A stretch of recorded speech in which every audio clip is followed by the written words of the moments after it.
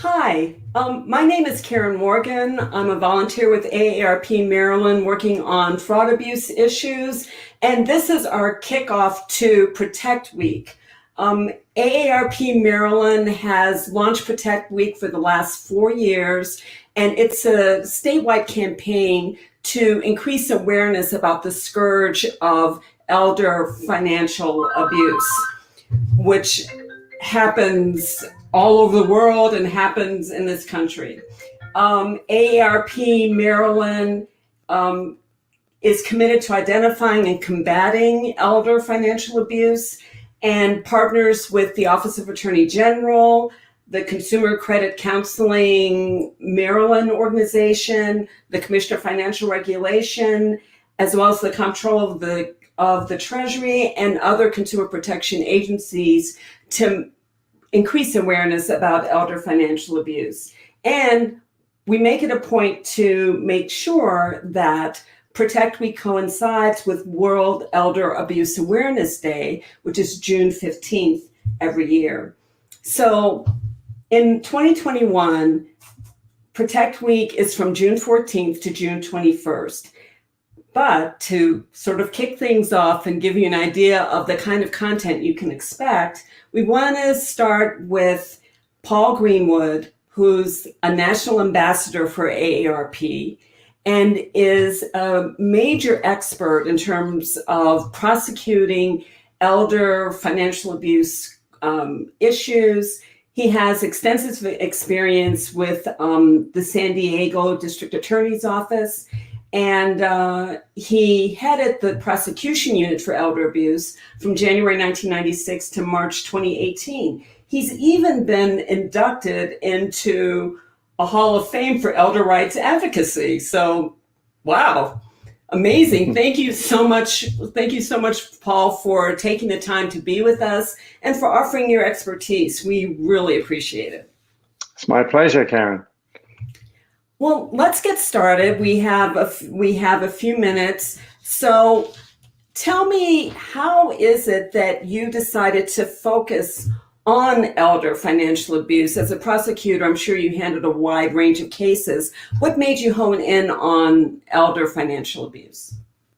Well, it was an assignment that I wasn't actually looking for, primarily because I'd never even heard of the term elder financial abuse. I got the call from the boss back in late December 1995. And you know how you get a call from the boss, you always think you've done something wrong, right? And he sits me down and he says, I've had a very troubling phone call from Adult Protective Services. And they're telling me that our office and law enforcement generally is ignoring a huge escalating crime called elder abuse. So I said, well, what's that? He said, well, I don't know, but you're about to find out because I just named you as the first head of a brand new department called Elder Abuse Prosecution. So that was my introduction. Now, Karen, what was interesting was that this became my assignment for the next 22 years, which is very unusual for a prosecutor.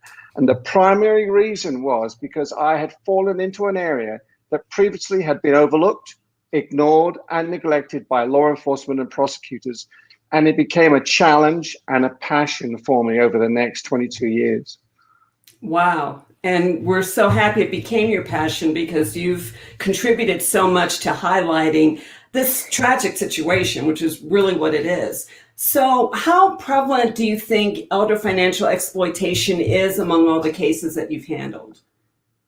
Well, certainly by a percentage, I would say at least 65% of all the serious felony cases that I prosecuted or handled involved some form of financial exploitation.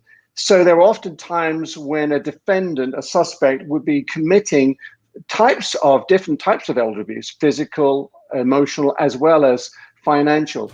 But the underlying sort of denominator with many of these cases was greed, money. Here's an older adult who has that money. I want to get hold of it, and I'll use any means possible to achieve that aim. And who is doing the stealing in these types of cases? This was the shock to me. It was a variety of different suspects, starting obviously with family members, typically an adult son, lazy, unemployed, drug addicted, alcohol addicted, or gambling addicted, living off widowed mother. But then there's the caregiver who is called into the home by family members who live maybe several miles away from the elderly person.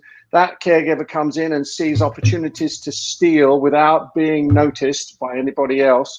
Then you've got the bogus contractors who come in and who knock on the door and say, I can repair your roof. You've got professional people, realtors, lawyers, next door neighbors. And then, of course, you've got that whole bunch of people called the scam artists on the internet who remain anonymous.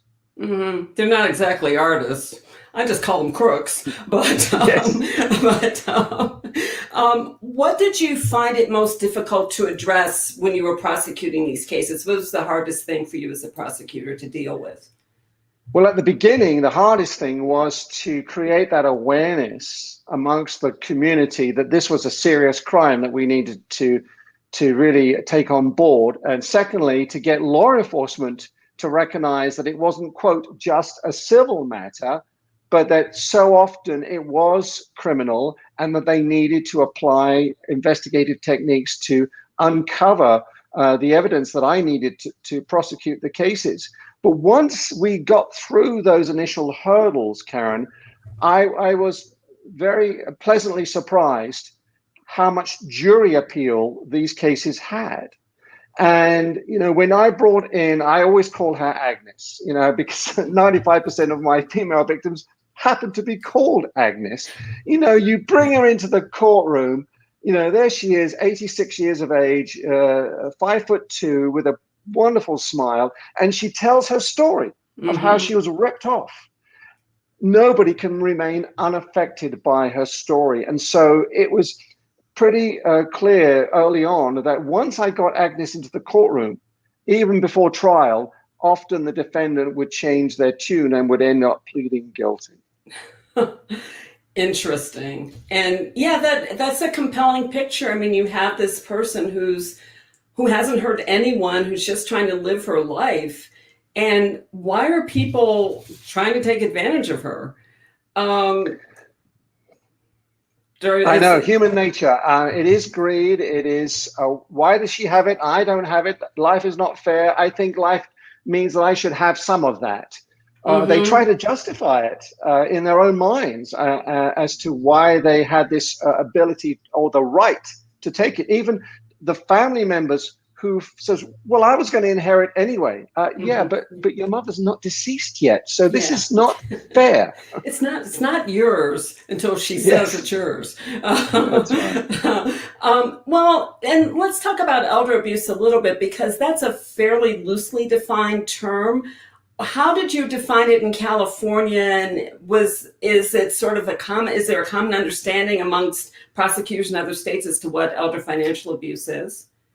That's one of the challenges when you're dealing on a national subject like elder abuse, because some states don't even use the term elder. They use what is called a vulnerable adult statute, which could be anybody from age 18 to 110. California, we actually use what we call an age-based statute, so that anybody over the age of 65, regardless of their mental or physical condition, is basically qualifies as a victim if they become a victim of some form of abuse. Then we also have the second part of the statute, which says any dependent adult with physical or mental disabilities aged 18 through 64. But that's just one state. So when I talk about elder abuse, it really should encompass elders and people with disabilities of all ages, because the same factors apply to both sets of victims. Okay, thank you. And we're just about out of time, so let me end with this one question. What kind of steps do you think could be taken by law enforcement to help reduce incidences of elder financial abuse? I think they need to understand. The question I would always ask a young officer is, how would you feel if this is your grandmother that we're talking about? To get them invested into understanding that these are real cases, but also for law enforcement to know that if they're investigating behind the scenes, that there's a prosecutor back in the district attorney's office who's willing to take on the case, because that's half the battle. If we don't get prosecutors who are excited and interested and invested in these cases, we're not going to get law enforcement to do the same thing out in the field, collecting the evidence. But when you get those two agencies combined with a dedicated passion for pursuing justice for older victims, great things can happen, Karen. Thank you so much, Paul. That is all the time that we have today. Please tune in to AARP Maryland, to our YouTube and Facebook channels for more interesting content like this about the scourge of elder financial abuse. Thank you so much.